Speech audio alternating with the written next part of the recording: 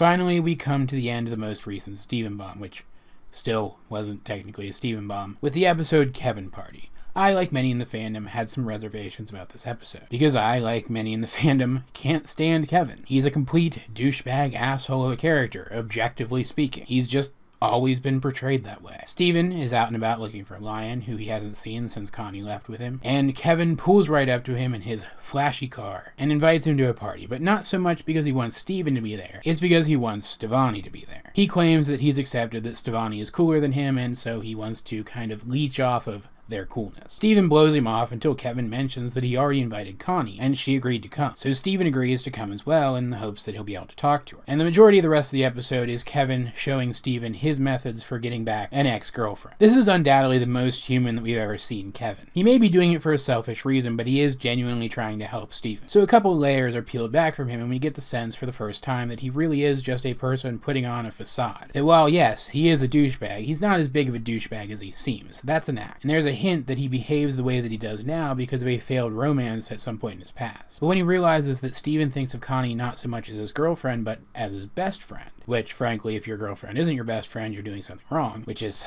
just my humble opinion, he struggles. He has methods for trying to win back an ex, but he doesn't actually have any friends, so he doesn't know how a person treats their friends.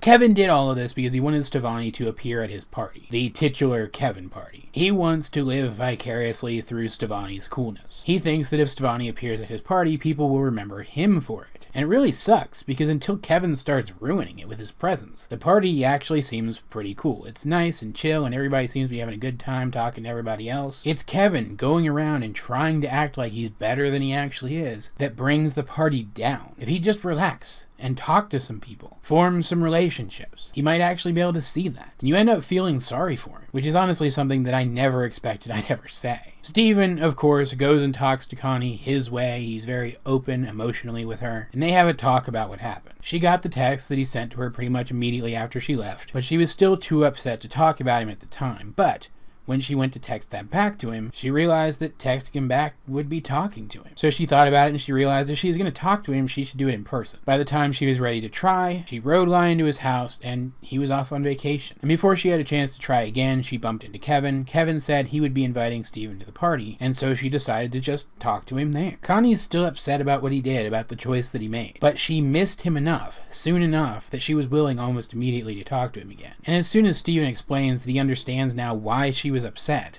that's enough. Steven still thinks that he made the right choice at the end of the day. He even says in this episode that he couldn't stand the thought of Connie being taken, but he understands why she was upset with him now, and that's all she wanted. They're able to reconcile, and they ride off together on Lynes, never stooping so low as to give Kevin what he wanted. It may seem kind of pointless to have split up these two characters for such a short period of time, but I don't think it was at all. Steven and Connie have always gotten along really well. They've always understood each other pretty much perfectly. They've either been in sync or fallen back in sync relatively quickly. It was inevitable that at some point that wasn't going to be the case, and I for one thought it was really cool to see how they would handle such a situation. They handled it maturely and rationally, and they were able to move on quickly, showing just how strong their relationship actually is. And now that they're back together, and now that Lynes is, I guess, back with Steven, and kinda sort of, though it really does seem like he chose Connie over Steven at this point, that means they can finally go and revisit Lars. I wouldn't be surprised, honestly, if the very next episode we get is Lars with the Stars, the episode that was previewed at Comic-Con. Splitting them up also served to mature both of their characters a little bit. Connie realized that even though she was angry with him, she wasn't ready to move on from Steven, and Steven had to look inward to understand why Connie was upset with him. That's character growth for both of them, fitting with the theme of this bomb, which has been separating characters so that they can grow.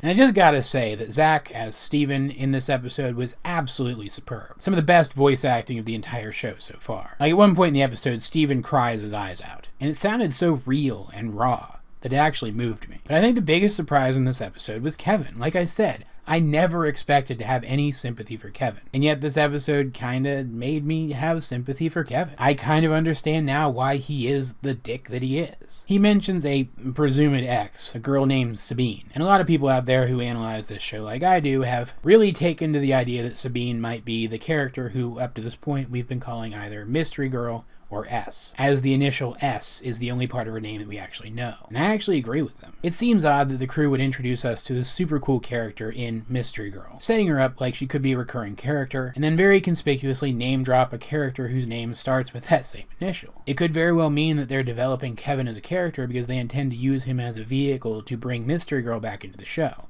And I'm totally okay with that. At the end of the day, this wasn't the most exciting end to a bomb that we've ever gotten, and it's still unclear when we're going to get new episodes after this. If, when these episodes do air on Cartoon Network early December, we will get new weekly episodes after this one, or if we're in store for another hiatus. We don't know. And this certainly isn't as strong an episode to leave off on as Lars' head was, at least I don't think so. But it was definitely a good episode. I definitely enjoyed it. I thought it wrapped up the Steven and Connie stuff in a really satisfactory way. I mentioned Zach's voice acting was fantastic. The designs of all the people at Kevin's party were interesting. Connie, my favorite character in the show overall, has a new haircut, which was also pretty neat. This was a good, solid episode of the show, and I liked it. There's not really that much more to say. All of that said, though, guys, if you have seen this episode, what do you think of it? Let's get a discussion going in the comment section down below. Either way, this has been AJ22, and I will talk to you guys later.